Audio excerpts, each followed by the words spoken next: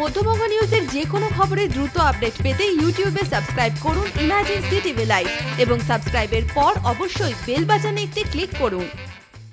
বহরমপুর নেয়াল্লিশপাড়ায় যুব তৃণমূল নেতা নাজিমুল খুনের পর শুরু হয়েছে রাজনৈতিক চাপানোতর।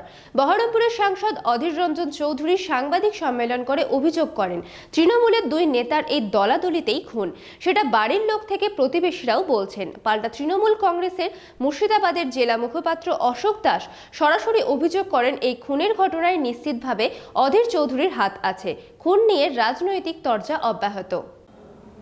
গতকাল বহরমপুরের পাশেও একটা তৃণমূলের কর্মী খুন হলো।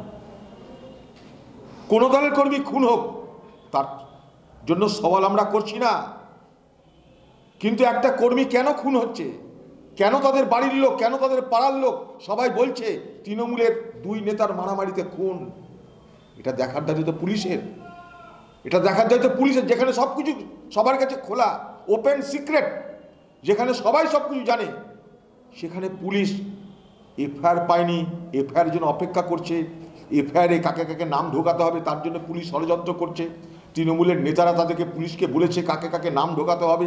আপনারা জানেন এর আগে ভাকরির মোড়ের একটা খুনের ঘটনায় হিরু হালদার, শিলাদিত্য হালদার নামে আমাদের দুই দলের একজন সভাধিপতি জেলা পরিষদের, আরেকজন তফসিলি জাতির এবং উপজাতির মানুষের জেলা সভাপতি, সেই হিরু হালদার এবং শিলাদিত্য হালদার দুজনে তফসিলি জাতিভুক্ত একটা সম্প্রদায়ের সন্তান, তাদেরকে মিথ্যা কেসে জেল খাটালেন বছরের পর বছর। বেকসুর খালাস পেল তারা। আজকে তাদের 2 বছর 3 বছর জেলে থাকার জন্য তাদের জীবনের যে সময়টা নষ্ট তার মূল্যকে দেবে।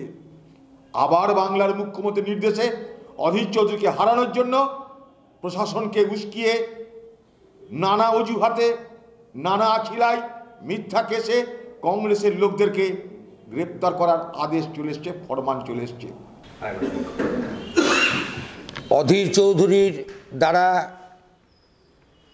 হত্যাকাণ্ডের সুপরিকল্পিত হত্যাকাণ্ডের ঘটনা সর্বজনবিদিত। অধীর চৌধুরীর মার্ডার সিন্ডিকেটের খবর সর্বজনবিদিত।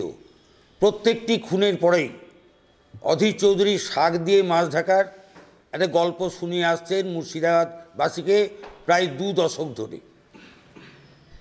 মুর্শিদাবাদ জেলায় সিপিএম ফিনিশ, মুর্শিদাবাদ জেলায় বিজেপিকে অক্সিজেন জোগাতে নির্বাচনের আগে অধীর চৌধুরীর পায়ের তোলা যখন মাটি হারিয়ে গেছে, মানুষ যখন তাকে রিজেক্ট করেছে, তখন অধীর চৌধুরী এই নির্বাচনের আগে একটা সন্ত্রাসের পরিমণ্ডল তৈরি করে আবার ফিরে আসার স্বপ্ন দেখছেন। তৃণমূলের গোষ্ঠীদ্বন্দ্বের কথা তুলে মানুষকে বিভ্রান্ত করার চেষ্টা করছেন। এই খুনের ঘটনায় নিশ্চিতভাবে অধীর চৌধুরীর হাত আছে। পুলিশ তদন্ত করলেই সব বেরিয়ে আসবে। অধীর চৌধুরী ভয় পেয়েছে, নির্বাচনে হারবে, এবার গোহারা হারবে। আমাদের নেতা শুভেন্দু অধিকারী ঘোষণা করেছেন যে অধীর চৌধুরীকে আমরা হারাবো। এবার এই জেলার 3টি আসনে তৃণমূল কংগ্রেস জয়যুক্ত হবে, কোনো সন্দেহ নাই। অধীর চৌধুরী বিচলিত, বিভ্রান্ত, অধীর চৌধুরী ভয় পেয়ে গেছেন। তাই এইভাবে মানুষকে বিভ্রান্ত করার জন্য আশার গল্প শোনাচ্ছেন মিডিয়ার সামনে। এই অধীর চৌধুরীর পরাজয় নিশ্চিত, এ নিয়ে কোনো সন্দেহ নেই। নিউজের এই খবরটি ভালো লেগে থাকে তাহলে অবশ্যই একটি লাইক দেবেন এবং ইউটিউবে ইমার্জেন্সি টিভি চ্যানেলটি সাবস্ক্রাইব করবেন। আর যে কোনো খবরের দ্রুত আপডেট পেতে সাবস্ক্রাইব করার পর বেল বাটনে একটি ক্লিক দেবেন।